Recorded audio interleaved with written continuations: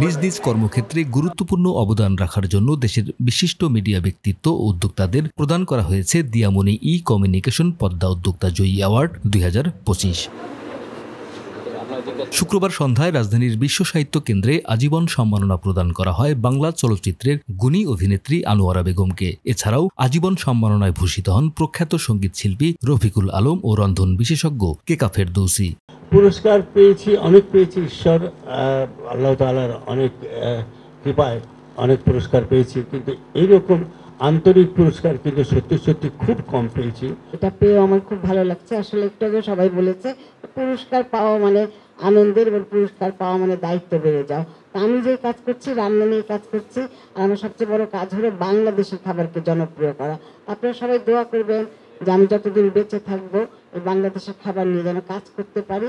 এই ঈদে জামা জুতো অ্যাক্সেসরিজের ডিসকাউন্ট। এছাড়াও অনুষ্ঠানে চলচ্চিত্র পরিচালক হিসেবে পুরস্কার পান দেবাশিস বিশ্বাস, চলচ্চিত্র অভিনেতা ডিএ তায়েব, চলচ্চিত্র অভিনেত্রী রুমানা ইসলাম মুক্তি, বিনোদন সাংবাদিকতায় মাকসুদুল হক ইমু, গীতিকার হিসেবে জনি হক সহ বিভিন্ন শাখায় আরও অনেকেই।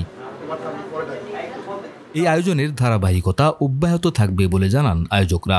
আমি উদ্যোক্তাদেরকে নিয়ে কাজ করছি, আমি মেলা করছি, আমি উদ্যোক্তাদের জন্য ফ্রি মেলা করেছি যেখানে স্টলের কোনো ফি নাই।